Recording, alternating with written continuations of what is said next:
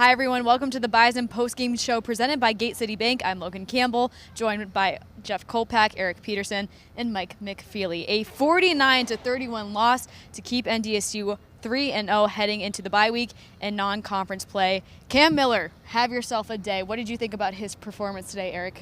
49-31 victory, that is. Cam Miller was about as locked in as I've seen him. 18 of 19 completions, 200 yards, 2 touchdowns. And even when Central Arkansas got in favorable downs, 3rd and 9, 3rd and long, he just seemed to be on target all day. And even Colt Payton completed 2 or 3 passes on a key drive late in the second half. And the one incompletion was a drop on a wheel route to TK Marshall, which could have been another big play. That's right. That was the only incompletion, wasn't it? Mm-hmm. For Payton. For Cam Miller. Okay, yeah, okay. But, Yep. Wow. I mean, that's as locked in as I've seen this duo of quarterbacks passing the ball. They even ran the ball effectively, not as much. I think we got back to the running backs like Tamarick Williams, Barika Penu, Owen Johnson, kind of carrying the load as far as running the ball. So just an all-around, I feel, complete effort by the offense. 11 different receivers were able to catch the ball. How big is that Cam was able to spread the ball?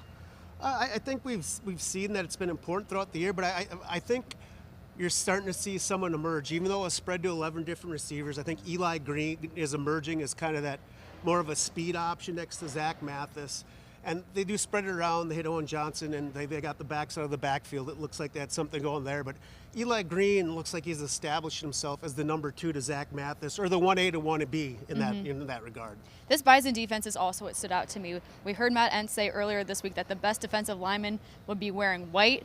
That was heard by NDSU. Eli Mostert had some words after the game. Did we play into Matt Entz's I think motivational I think we might have. I think he was pulling the Jay Norvell, throwing it out. Dave Walker there. is pretty good. Yeah. I mean, he's legitimate. But Eli Mostert, for the second time in 3 games, he had the ball going the other way. You know, he carried that blocked field goal that he had, and he took that a few yards. Now he takes a pick 6. Just big athletic guy for somebody 287 pounds. But I think the key for the Bison defense overall was getting a handle on Shunderick Powell. Man, I love small guys that are so good like that. There's something about him that, this guy reminded me of Shakir Bell. Why is that, Jeff? This guy reminded me of Shakir Bell. Remember Indiana State or Jaleel McLaughlin last year's? They're hard to get a handle. They're so strong, and that's what Eli Mostert said. But I think they really quieted him in the 3rd quarter, and that's when the blowout happened. And I think NDSU's defense was a mixed bag early. Like you said, they couldn't tackle Shunderick Powell early, but they got the pick 6, which kind of gave NDSU that little cushion. And then to start the second half on a big pass play, I think Cole Wisniewski came and punched it out. And it kind of slowed down the Central Arkansas offense when they needed to. Then Central Arkansas scored 14 points late after NDSU built the 32-point lead. So NDSU's tackling needs to get better, but through 3 games, I think we see this defense has been pretty good at takeaways. I mean, that's 7 for the they've been great season. at takeaways, but I mean, can we admit that through that first half, especially, that we're having flashbacks to a year ago when Jaleel McLaughlin and Isaiah Davis and Amar Johnson were running around, through NDSU's defense. The first 2 games, I think we all said, well, Eastern Washington's fine, Maine, and not very good. If there's one concerning thing to take out of this game, it's that the NDSU allowed 220 yards to Shunderick Powell. Yeah, but a lot of those are meaningless in I garbage know, time. but he had 150 in the first half. Yes, I mean, that was good. meaningful. He had 71. Nobody touched him. But I will say this, Mike. They had Central Arkansas had like 300 at halftime. Yeah. It was 3-10 to the 4th quarter.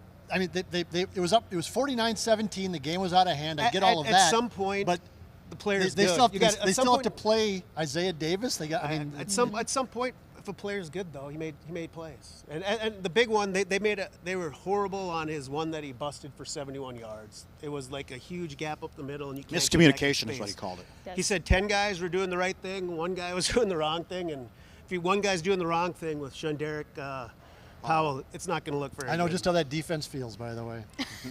Yeah, you do a lot of wrong things, Mike. The way that he was able to move his feet and non-stop move his feet was really impressive. We're 3 games into the season. Non-conference play is over. What do you guys think about this Bison team? I'll start with you, McFeely. Yeah, I mean, I think we all had questions, right? I mean, we talked about the safety position. We talked about linebacker. We talked about who was going to pop offensively. We talked about where are the dudes. We talked about all those things. But I think through 3 games, you can look at NDSU, and they're kind of sort of sneaking their way quietly through 3 games and being 3-0 and dominating 3 different opponents. And I know that, FCS is what it is. They want, the national people and people from other teams fans or media want something different than NDSU every year. And South Dakota State's the clear #1 team in the country, but I think NDSU is looking pretty good at this point. They've done enough offensively to spread it around. Everybody was griping last year about how predictable NDSU's offense was. It has not been predictable through 3 games. They can still run the ball when they need to for the most part, but Cam Miller was outstanding today, as best he's ever been. And the defense, other than Shenderick Powell today, it's been pretty darn good.